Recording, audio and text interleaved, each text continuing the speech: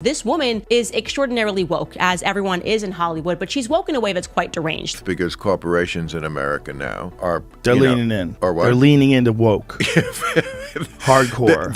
They're petrified of some kind of backlash. I mean, you see with Disney now. You know the saying, go woke, get broke, and Disney's going to lose money on this movie. And I believe it only made less than $1 million in China. Of course. What would you do when you have this narcissistic nightmare trying to ruin a film that you've put hundreds of millions of dollars into? They spent $170 million to make the thing, and it had the lowest opening, under $50 million, of any of these live-action Disney remakes that they've ever had. Seriously, it's funny. And by the way, so is making fun of Snow White. It's funny. Because you just can't close your mouth. You just can't be sane, even when you do open your mouth. I think this girl does not deserve a feature-length film.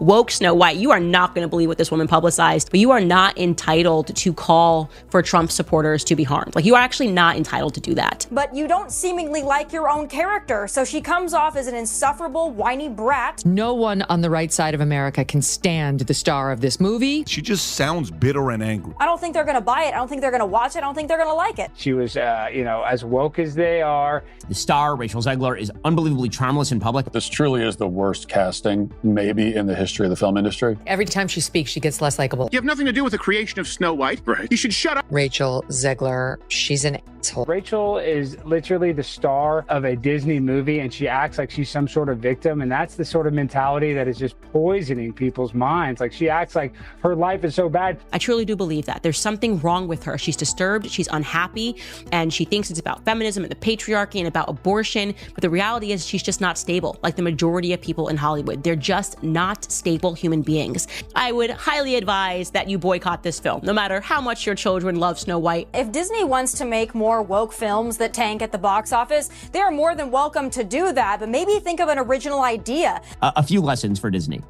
Number one, stop cannibalizing all your old IP. Like, it's really bad. It's really bad business. Number two, please stop changing all of the historic plots, which actually have meaning to generations of people, to instead become generic woke story about how woman leads revolutionary uprising and she don't need no man. Spend 1 minute on Snow White and how it totally imploded at the box office this weekend. After people were firstly outraged by Rachel Zegler speaking ill about the prior film. Listen to her talk about the modern twist that they were going to give Snow White. You said you were bringing a modern edge to it on stage. What do you mean by that? I just mean that it's no longer 1937, and we absolutely wrote a Snow White that is not going to be saved by the prince. She's not going to be saved by the prince, and she's not going to be dreaming about true love. She's dreaming about becoming the leader she knows she can be, and the leader that her late father told her that she could be if she was fearless, fair, brave, and true. And so it's just a really incredible story for, I think, young people everywhere to see themselves in. Snow White is running for president. I'm launching my campaign. I am. Am I the only one that wishes it was 1937? Because I'm just so sick of this. And if you disagree with this sentiment, I don't need your business. Thanks. Rachel Zegler thought she was starring in a fairy tale. Instead, she became the villain of a $200 million flop. Before a single frame even hit theaters, fans were already canceling their tickets, not because of the story, not because of the visuals, but because of her. The lead actress of Disney's new Snow White didn't just bite the poisoned apple, she practically baked it herself, served it cold, and then blamed the patriarchy when no one showed up. Enter Candace Owens, political commentator, cultural wrecking ball, and the last person you want roasting you on air. And what did she do when she saw Rachel's woke rants and diva behavior? She lit a match and torched the whole fantasy. This isn't just a story about a movie bombing. It's about how one actress's mouth did more damage than any evil queen ever could. So how did Rachel Zegler go from Disney princess to public enemy number one? Easy. She opened her mouth.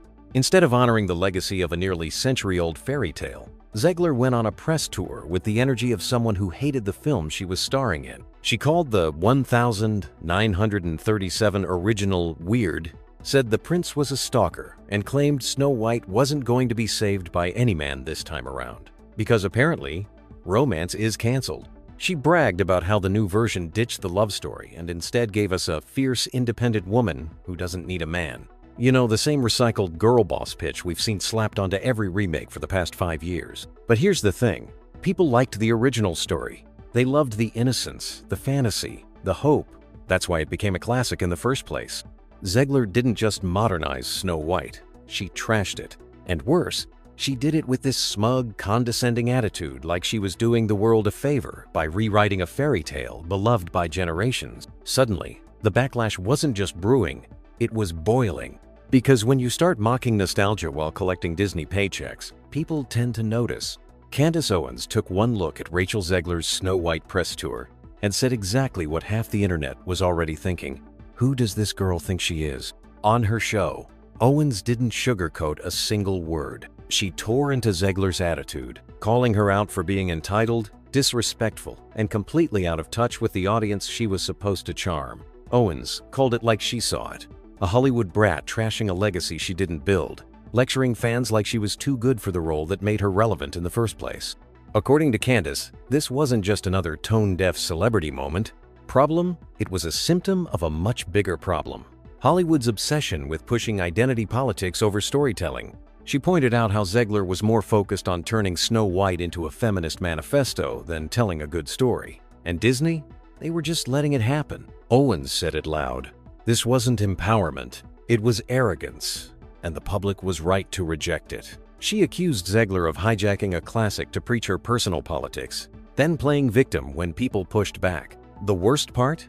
Owens claimed Rachel never even liked Snow White to begin with. So why was she cast? Why was she given a platform? And why is Disney acting surprised that it all exploded? The moment Rachel Zegler's interviews hit the internet, the backlash was instant and vicious. Clips of her mocking the original Snow White, dismissing the prince as a stalker, and bragging about the story being rewritten for modern audiences spread like wildfire. Fans weren't just annoyed, they were furious. Within hours, "Not My Snow White" was trending, and Disney's comment sections were a full-blown war zone. People who grew up loving the original felt blindsided. This wasn't an update, it was an attack. Rachel wasn't offering a new take. She was dragging the old one through the mud while smirking about it. The internet doesn't forget, and it certainly doesn't forgive a smug attitude backed by nothing but corporate buzzwords. Mothers were posting videos saying they wouldn't take their kids. Film fans were making memes about Snow White needing a restraining order from her own remake. Even casual viewers, the kind Disney relies on, started checking out. And once the YouTube commentators and pop culture channels got their hands on it, it was game over. Reaction videos, takedowns, and brutal roast compilations dominated the algorithm. Zegler's name was everywhere, not in celebration, but as a warning. Don't mock the magic. Don't act like you're above the fairy tale. And don't expect audiences to clap when you spit in their childhood's face. Behind closed doors, Disney was spiraling. What started as a glitzy live-action remake quickly mutated into a PR nightmare. Zegler's interviews were all over social media, and every time she opened her mouth, the backlash doubled. Executives watched in horror as their $100 million princess went rogue, not just once, but over and over again. Leaked reports from insiders painted the picture.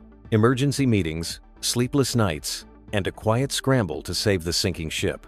One source said Disney even considered cutting some of Rachel's scenes. Another claimed they were weighing a full-on re-edit, but it was too late. The damage was done, and most of it came before the movie was even finished. Instead of focusing on marketing the film, they were now playing defense. Press appearances were scaled back. The trailer was delayed. Then came the death blow. The release date was pushed back nearly an entire year. Not for reshoots, not for quality, but because the internet had turned the film into a meme before it even premiered. Internally, executives were reportedly furious. This was supposed to be a guaranteed hit, a timeless story, a safe bet. But thanks to Zegler's tone-deaf interviews and her now infamous comments, Disney found itself caught in a cultural firestorm it had no idea how to escape. And worst of all, they still had to release it. Just when you thought it couldn't get any messier, enter the dwarfs. Or rather, the lack of. It started with Peter Dinklage. Yes, that Peter Dinklage going off in a podcast rant about how offensive it was that Disney was still using dwarfs in Snow White. According to him, casting little people in those roles was backward, even though those characters have existed since 1937 and were never portrayed as villains or punchlines. Instead of standing by the original story, Disney folded like a lawn chair. The dwarfs, gone. Replaced by weird, awkward CGI magical creatures that looked like rejected video game extras. Leaked photos hit the internet and fans lost it. These weren't upgrades. These were embarrassing.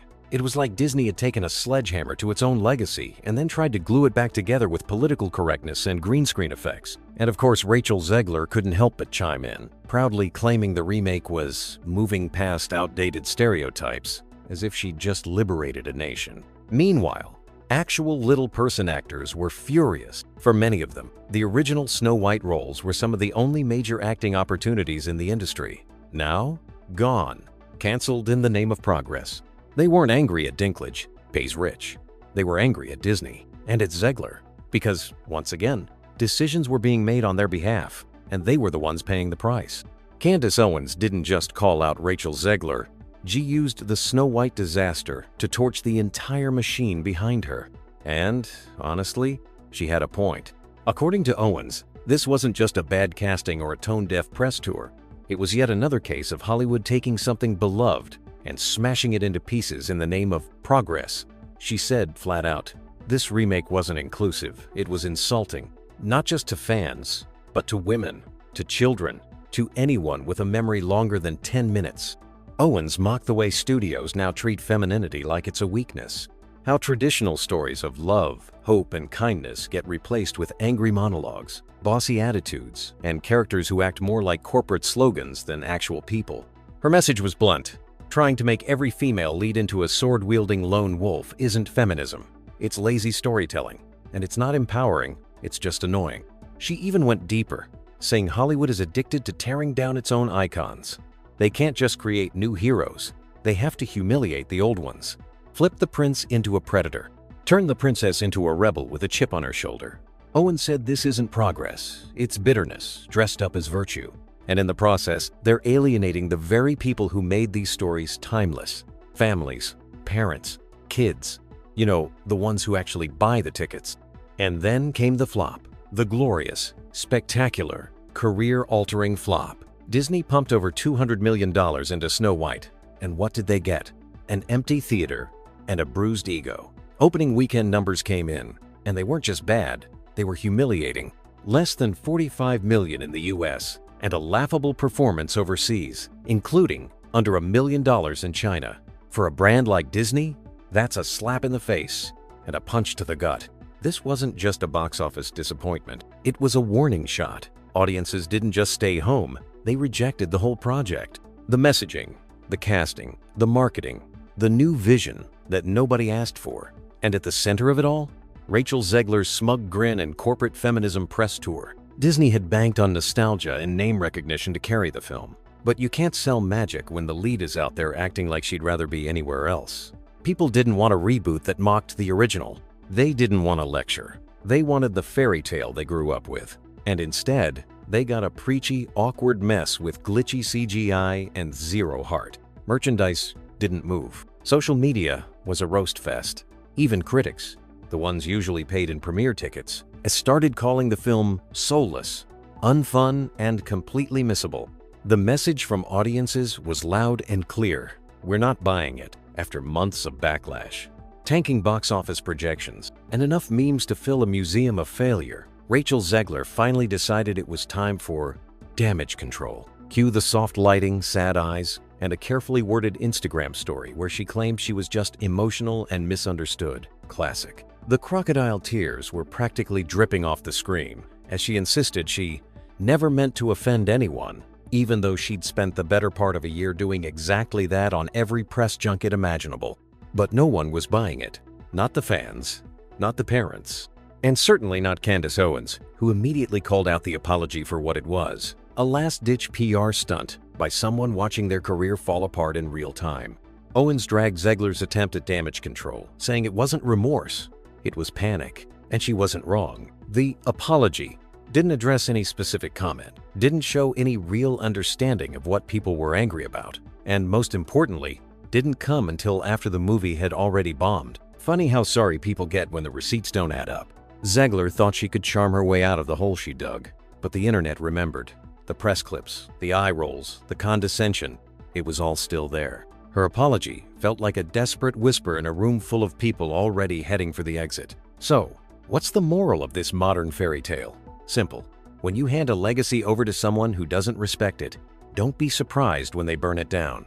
Rachel Zegler didn't just star in a flop. She engineered it. With every smug interview, every dismissive soundbite, and every dig at the original, she helped turn Disney's live-action Snow White into a cultural punching bag. Candace Owens was just the loudest voice, saying what millions were already thinking. Enough. Enough of the preachy rewrites. Enough of actors lecturing fans while cashing Disney checks.